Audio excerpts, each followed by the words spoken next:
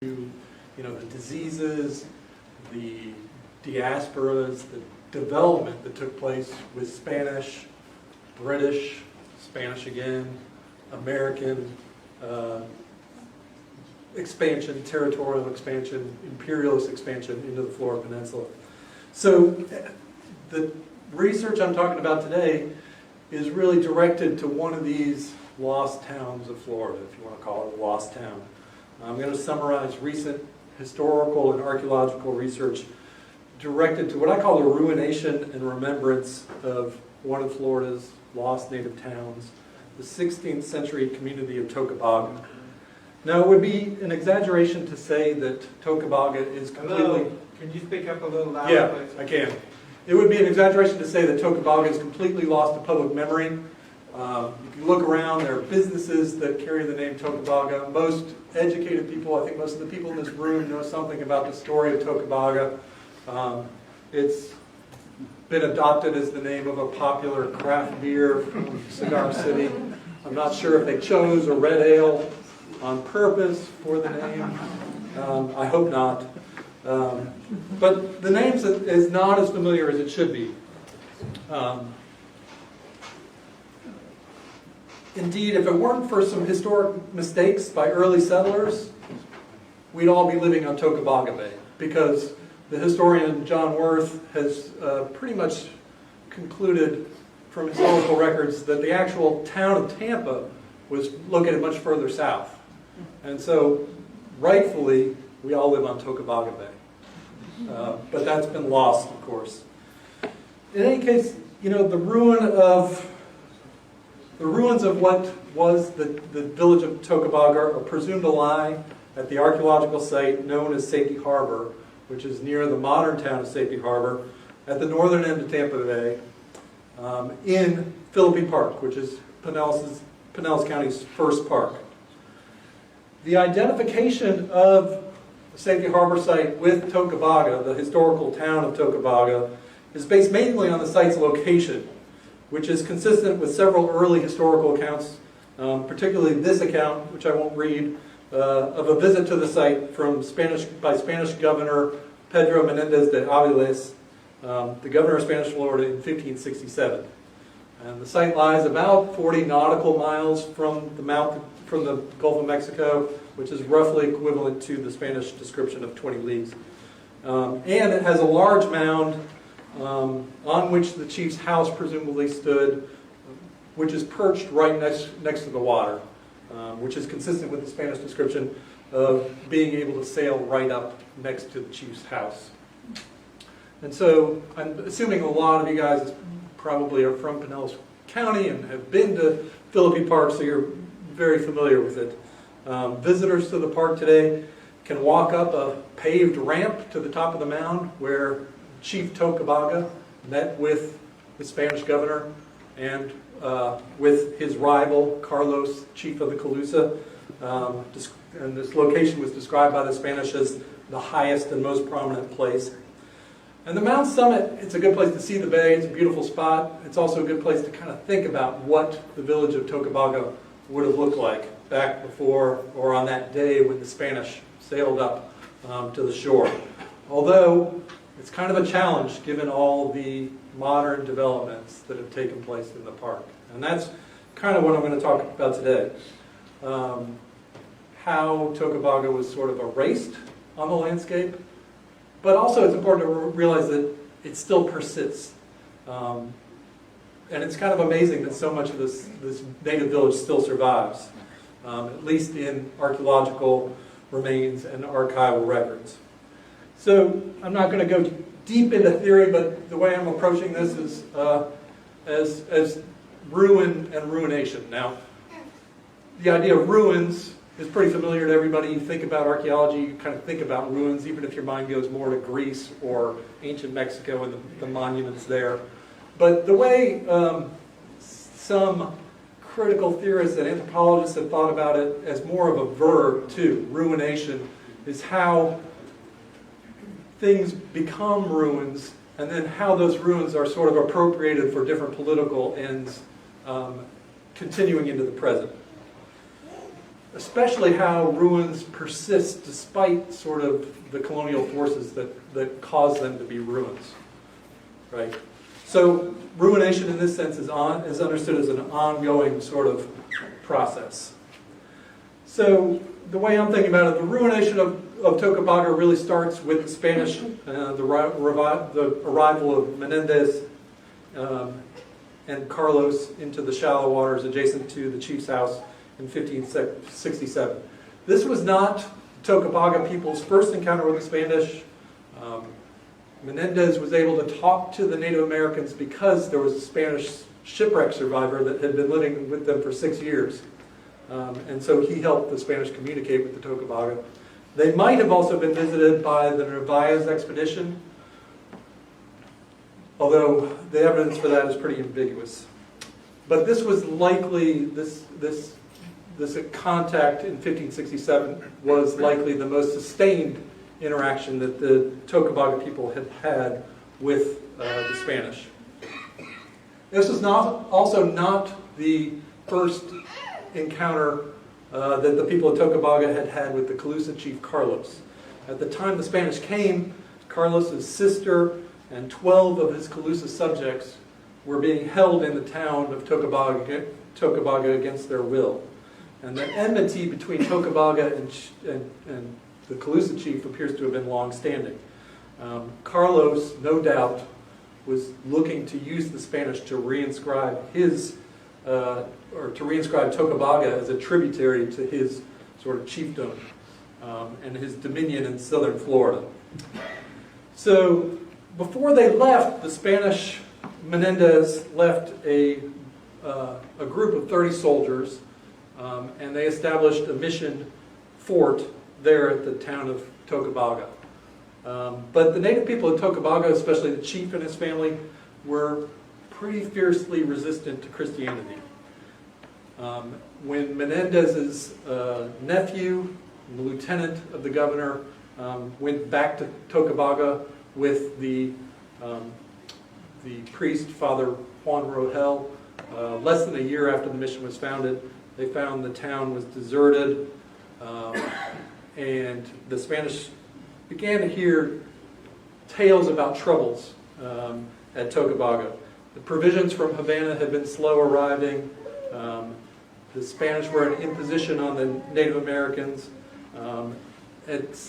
Later, Father Rohel would receive reports that the Spanish soldiers were treating the Indians poorly. So when Rohel and Marquez returned to Tocobaga, they found that the town was deserted, and in retaliation, they burned, and all the Spanish soldiers had been killed, and in retaliation, the Spanish burned the town down.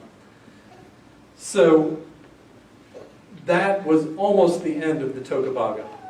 Taking advantage of this, the Calusa chief, Carlos, tried to wipe the Tocobaga off the map. The Tocobaga appear to have fled north. They were recorded as being on the periphery of the mission in Appalachia near Tallahassee. But when that mission was attacked in 1704 by the British and the Allied Creek Indians, the Tocobaga pretty much disappear from the archival record. So, while the people who called themselves Tocobaga may have disappeared due to the forces of European colonialism by the 1700s, the ruins of the village eventually attracted the attention of early settlers, and in particular this guy, Count Audet Philippe, who established his estate of Santa Helena on the grounds in the 1840s. Now there are a lot of stories about Philippe. He's said to have been a friend of Napoleon, and hence the name of his plantation. The first European settler of Pinellas County, the first to cultivate citrus in Florida, and the first to introduce cigar rolling to Florida, or to Tampa Bay. Largely omitted from these tall tales is the fact that he was a slave owner, and that he was probably of Afro-Caribbean descent himself, rather than the story he told about being born in France. In any case, the town of Tocobaga, the ruins of Tocobaga, were reinscribed as the plantation of Audet Philippe. So in the early 20th century, the ruins of Tocobaga came to the attention of archaeologists, and at the time, archaeology was inventing itself as a science with greater legitimacy. But unfortunately, its methods were still really crude and no better than an earlier generation of antiquarians who collected artifacts for their own personal collections. And its attitude towards Native American remains was kind of equally cavalier. Matthew Sterling of the Smithsonian Institution completely excavated the burial mound at the Safety Harbor site in the late 1920s, early 30s. And he worked pretty quickly to exhume the remains of hundreds of people and their associated burial goods. That was mainly pottery in this case. The whole pots and at least some of the human remains were carted back to the Smithsonian Institution in DC, where they mostly remain. But a lot of the human remains were left just sitting out, where they were reportedly collected and used as fertilizer in Safety Harbor. To add insult to injury, one of America's most infamous snake oil salesmen, a guy by the name of Curtis Springer Howe, attached himself to the Smithsonian Excavations. Although he had no formal training as an archaeologist or a physical anthropologist or an anatomist, he claimed himself to be one and passed himself off. And this gave him a platform to give a series of lectures espousing sort of racist fabrications about Native Americans. And eventually, inspired maybe by his time on the archaeological excavation at Safety Harbor, he developed you can barely see it down at the bottom right, he developed a snake oil called antediluvian tea that was said to cure everything from nervousness to constipation.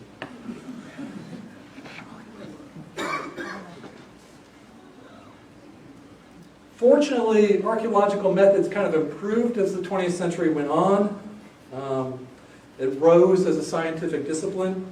And the pottery that Sterling excavated from Safety Harbor attracted the attention of a rising star in archaeology by the name of Gordon R. Willey.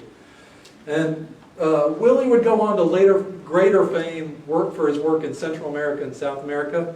But for his dissertation, he worked on the Florida Gulf Coast. And he revisited a lot of these earlier collections. And in his landmark synthesis of the Florida Gulf Coast, Willey reappropriated the ruins of Tocobaga as the Safety Harbor site, making this the type site for the Safety Harbor culture and for Safety Harbor pottery, mostly plain, but has, in some cases, kind of elaborate incised and punctations. And he also defined the Safety Harbor period, which is the local manifestation of the broader spatial temporal grouping that we call Mississippian, from about 1050 to 1550 or 1600. Later, additional professional archaeological excavations were conducted by prominent Florida archaeologists John Griffin and Ripley Bullen in 1948 in anticipation of the development of the property for the county park. Griffin and Bullen excavated a trench on top the mound summit, the platform mound summit, as well as several locations in the village at Safety Harbor. And they summarized the results in a short but very thorough report. They included the first map of the site, which described the shape of the village as kind of an L anchored on the platform mound with an adjacent plaza. And they mapped in the location of Sterling's excavations in the burial mound. Interestingly, at Safety Harbor, the burial mound is located kind of pretty far from the rest of the village. And they appear to have been the first to draw the connection between the Safety Harbor site and the historically known town of Tocobaga, based on the recovery of 16th century Spanish and Portuguese artifacts in their excavations and in personal collections from the site. Additional excavations were conducted at the Safety Harbor site in the late 1960s by avocational archaeologists associated with the Safety Harbor Historical Society. Unfortunately, a lot of this did not get written up, and unfortunately, a lot of the artifacts seem to have gotten dispersed between Clearwater and Safety Harbor, and I don't know where. They were in a basement in Clearwater for a while. They went back to Safety Harbor. It's not really clear. So while archaeologists were concerned with the native component at Tocobaga and Philippe Park, when the park is created, it really emphasizes Adet Philippe and his plantation. A sign was erected when the park was opened that repeats a lot of the legends associated with Philippe. And for reasons I don't understand, they erected a fake grave to commemorate Adet Philippe. He is not buried there. We don't know where he is buried. Most people assume it's a real grave, but it is not. And for a time, Philippe's story or legend was reenacted for visitors to the park in a stage production at the base of the mound. And you can see somehow they tie pirates into this. Because by this point, you can't do anything at table without pirates associated with it, right? Philippe gets caught up in the myth of Jose Gaspar, and, I don't know. But anyway. Eventually, I think county officials had great expectations for this because they decided to ramp it up. And they landed a more elaborate production of what was called Florida Aflame, which was a dramatic rendering of Seminole removal told with almost entirely white actors and dancers. And to accommodate the throngs of people that were going to come to this production, they built a pretty big amphitheater on top of the part of the village and a pretty big stage at the base of the mound. However, who would have guessed, audiences were kind of meager and eventually dwindled to the point that the shows had to be discontinued. So after that, recreation took center stage over history in Philippe Park or over historical reenactment. The platform mound was landscaped with stairs on one side and a ramp on the other to provide access to the summit. The plaza was eventually paved over for parking. And picnic shelters were built on various parts of the mound, or of the site, including this picnic shelter on top of what used to be the burial mound. Just if you're having a kids' party, I might avoid picnic shelter number 9. But that's just me.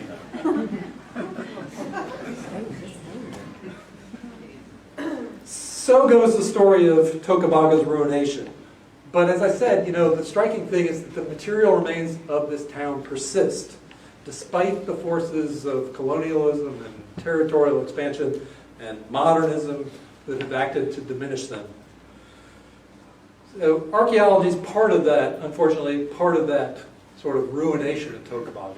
But my hope is that archaeology and historical research can also provide a means of remembrance by revealing sort of the physical remnants of the town and the sort of superposition of subsequent levels and layers of meaning that have developed over the years. So, just last year, working with field schools at USF, we started doing the first really professional archaeological work at Safety Harbor in about 70 years. And recognizing that this is a National Historic Landmark, a county park that's protected ostensibly from development, we try to keep it sort of minimally invasive. So we're using technologies like ground penetrating radar, which you see a student here doing in front of the platform mound. Gradiometer, another geophysical survey technique that relies more on magnetism in the soil. And just to, I think I recognize some faces here, and I feel bad because some people have heard this talk before, and I'm sure you're expecting new information, and I don't have a ton of new information to give you, so I'm sorry about that. But here's kind of like an overview of some of the results. So the GPR, the way the GPR works is we do these transects, and then you put it in a computer program, and it interpolates, it can, if you wanted to, it can interpolate flat surfaces. So you can basically see different levels that are buried below the ground, right? And so this is one that's 12 to 25 centimeters below the surface, so it's still pretty shallow, but this is where a lot of the shell, the Native Americans in Tocobaga relied a lot on shellfish. And so the midden there is spotty, but it's where you get midden, it has a lot of shellfish remains in it. And so the GPR picks up a lot of that. And so where you're seeing the reds and the yellows, a lot of that is shell midden that's buried below the surface. Now some is not. See the linear red stain towards the bottom end? That's probably a utility line. So we're seeing, the native village and then some of the subsequent layers on top of that. But this maps on pretty well to the way the village was mapped.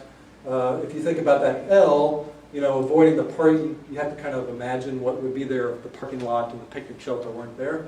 But you can see, like, up towards the north end, looks like a lot of shell remains, and then back towards the south, which maps on with that L shape that Griffin and Bullen described. And this is going a little bit deeper with the GPR. So this is where we're starting to get, when we excavate, we're starting to get out of the shell and starting to see features. And so here you can see potential features showing up. Some probably, again, associated with the park and the modern era, but also some of them presumably prehistoric or early historic associated with the Tocobaga. And some of those could be pits, posts from houses. Can't see it real well, but towards the top, there's a really prominent kind of rise at the Safety Harbor site. And there's kind of an arc up there that looks maybe like a ring of post molds around it. I've always been intrigued by that. This is a gradiometer. I won't go into detail here. Again, this is more magnetic signatures. And so, again, we see some things that are undoubtedly associated with park developments, buried metal pipes and stuff. But there are also some anomalies in this data that suggest things that are more related to the Tocobaga village. Like I said, we're trying to be minimally invasive, but we are also doing some small-scale excavations. So we took a soil core from the mound, or a couple soil cores. This is still in process, but it's really exciting. My grad student Kendall's here.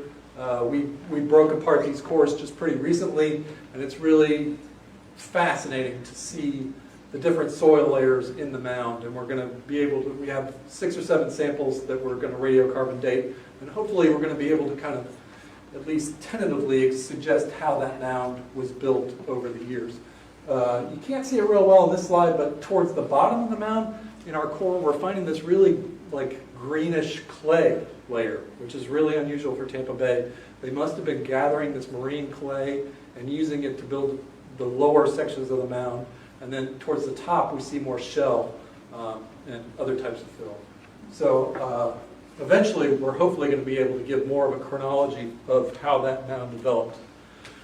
But we're also doing, in the village area, we did what are called shovel tests, which are small sample holes that measure about 50 centimeters in diameter. And we screen that and collect the artifacts. We did about 66 of these across the site at 20-meter intervals, so about every 60 feet. And we also did some tests, a couple larger test units, 2x2 test units, one in each arm of the village. And so these excavations give us, of course, an indication of what the soils look like, which is useful to know what parts of the site look more disturbed, what parts of the site look like they're more intact. They also tell us sometimes we get lucky and we see features. So on the left you can see one of our excavation units, a floor, and you can see some pottery on the floor of that excavation. It looks like we might have been on the floor of a living surface or a house. On the right you can see some features in a shovel test, probably post holes at the base of a shovel test. So, it helps us put together that picture of where the village was, where the houses might have been. And this test unit excavations also help us kind of interpret the GPR data. So you can see it doesn't show up real well. But the shovel test on the left, if you could see it better, you would see that there's no shell in the profile of that shovel test. And that corresponds with what we see in the GPR data. See, that shovel test is in an area where there's no shell showing up in the GPR. The one on the right, I think you can see pretty dense shell, and that's right in one of those hot spots in the GPR results. So we combine the shovel test data with the GPR data, and it helps us kind of interpret it better. And of course, we get artifacts from these excavations, and we can use these for a number of purposes. You know, we get pottery like these that look like good safety harbor pottery with the notched rims. We get stone projectile points and the chips, the flakes for making stone projectile points. A lot of these triangular points, which were probably arrow points. And of course a lot of shell too. And most of this is just, you know, the discard of what people were eating. But of course they also made shell tools out of those and shell ornaments like this plummet. And we get those too.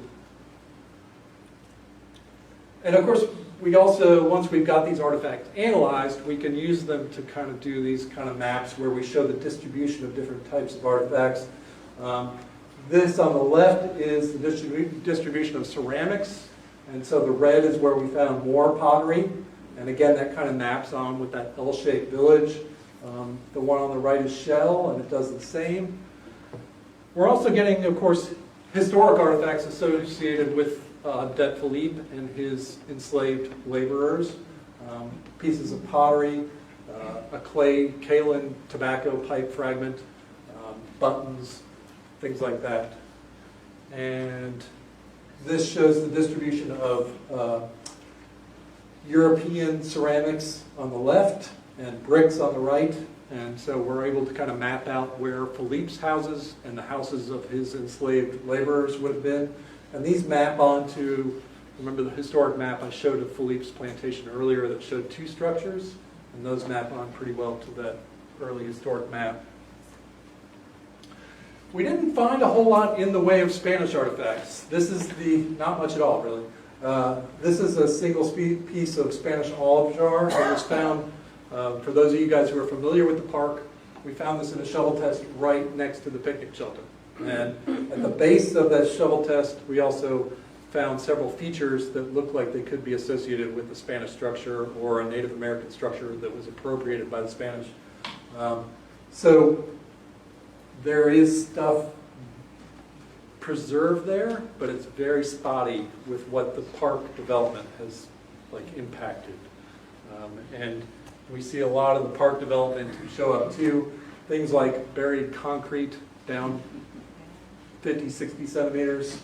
You can see the clay pipe in the profile on the right.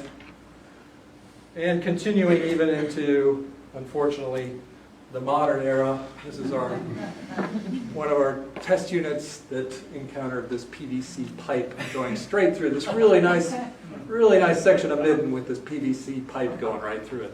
So that's one of the things I hope this work is going to contribute, is that we are now going to be able to say with much greater specificity where preserved parts of the site are, and hopefully get the county to avoid those parts of the site with future development.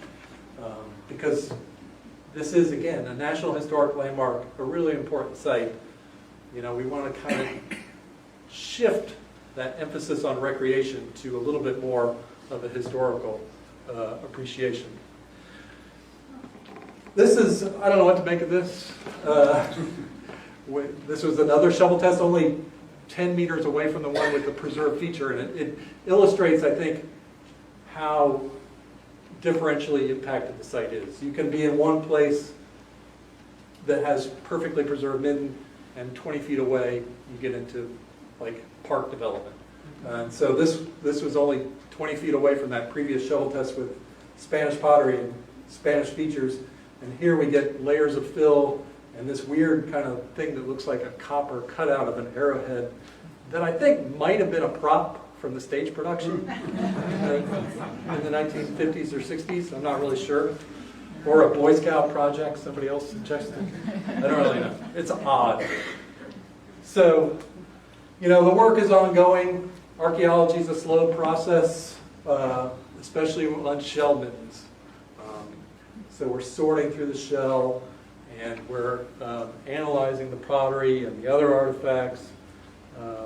We do have a series. We got about a dozen radiocarbon dates so far, and we're hoping to tell the history of Tocobaga going back further than just the Spanish. You know, the lens we have on Tocobaga is just for that moment in time when the Spanish come through and the lights go on, and that we have these brief Spanish accounts. But we know probably that this village goes back further in the past. And the radiocarbon dates are getting at that. So these, I won't go into these, but they go back to about 1150. So probably the village is established in the 1100s. And who knows, as we get more radiocarbon dates, we'll be able to tell whether it was continuous occupation until the Spanish came, or if it went through periods of abandonment. We'll get that with another set of radiocarbon dates, hopefully. So, you know, this is kind of like recovering lost memories. And I think, I don't know, I'm not somebody who studies lost memories, but in my imagination, those memories come back in little pieces, right? And that's what I see this process happening here. So we're recovering these lost memories of Tocobaga. They come through in kind of fits and starts as we go through this data and kind of reconstruct it. And so I hope to kind of tell that story of Tocobaga through the historical documents, but particularly through the archaeological record, and kind of, you know, help us remember that these names that we use, these names, these place names, have a real history, and they represent the lives of real people that lived in the past. So thank you for listening.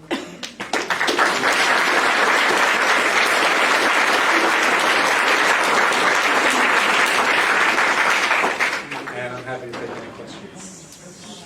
Yes? What is the best guess at the population of Tocobaga? Yeah, archaeologists hate population questions, but they always come up.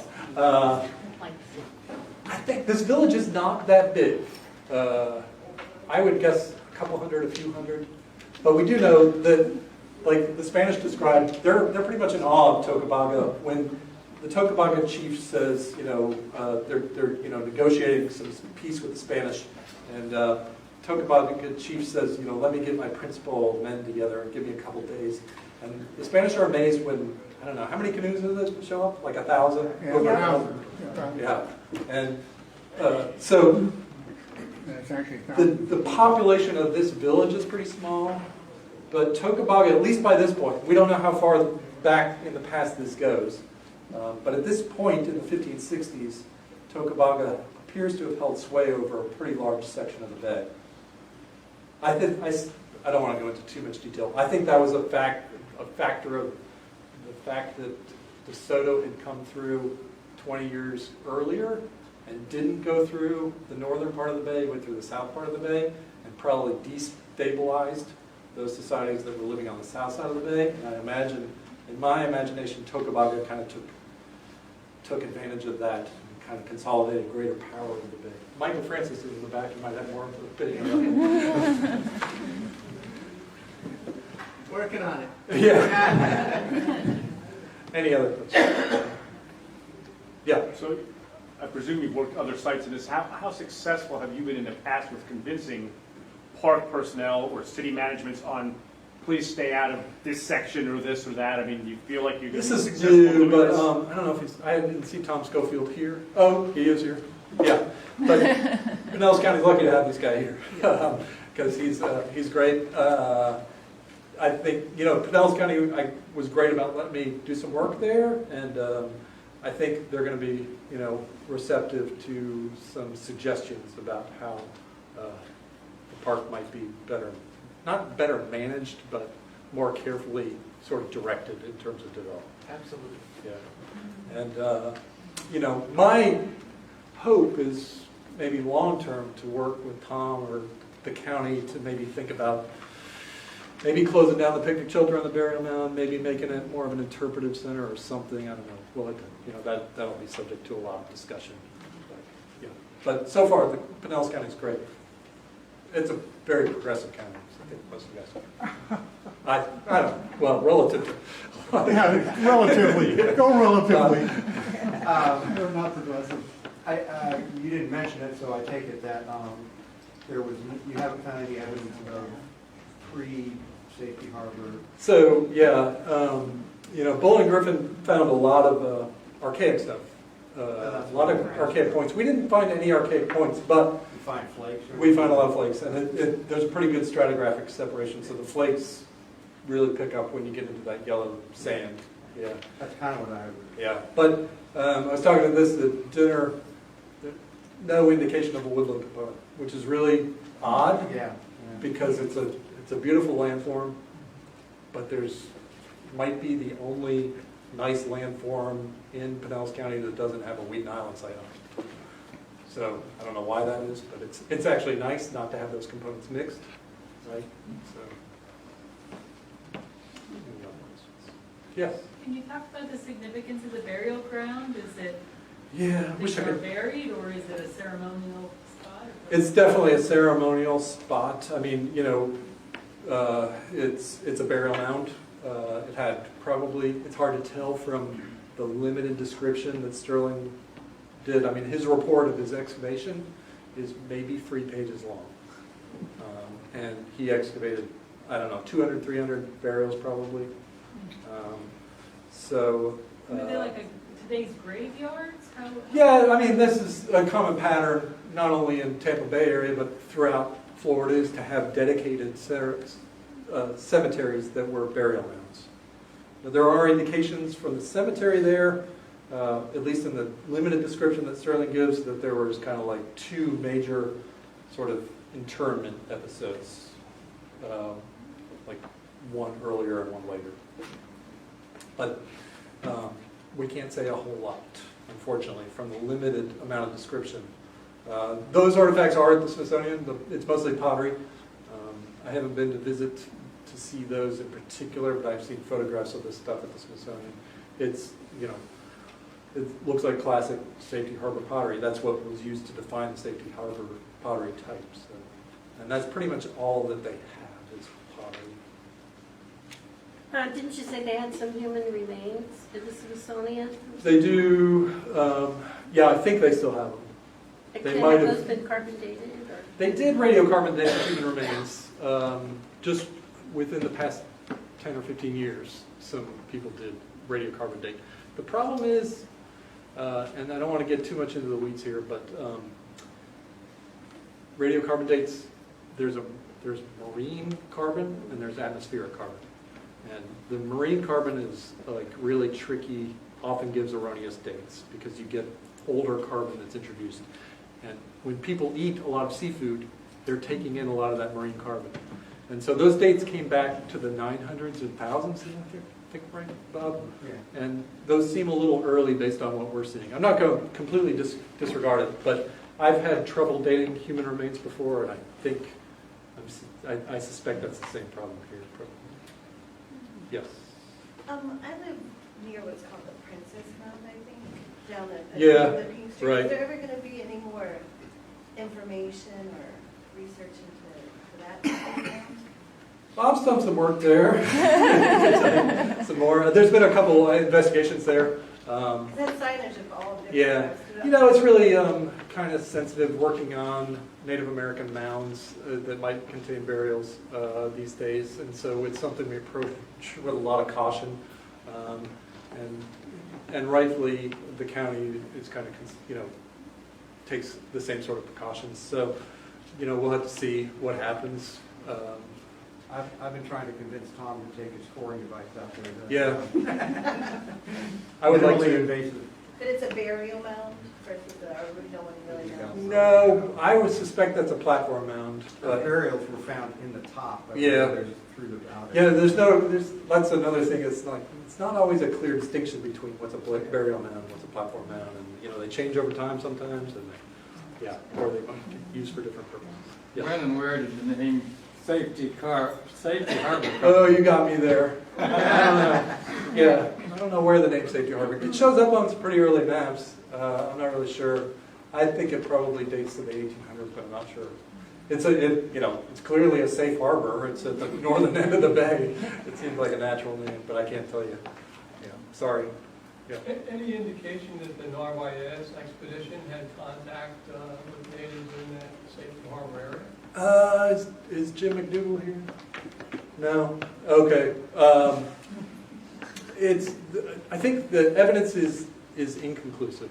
I don't think we're ever going to really know where exactly Narvaez went. I think you can make a case that the geography fits Narvaez possibly passing through the village of Tocobaga if you look at the distances they describe. But when the Spanish come in the 1560s, the Tokabagans act like they haven't really seen the Spanish before firsthand. So there's some kind of contradictory evidence there that's hard to sort out that I don't think, I mean, the historical documents are what they are, and we can't improve on them. I mean, they're not writing them anymore, right?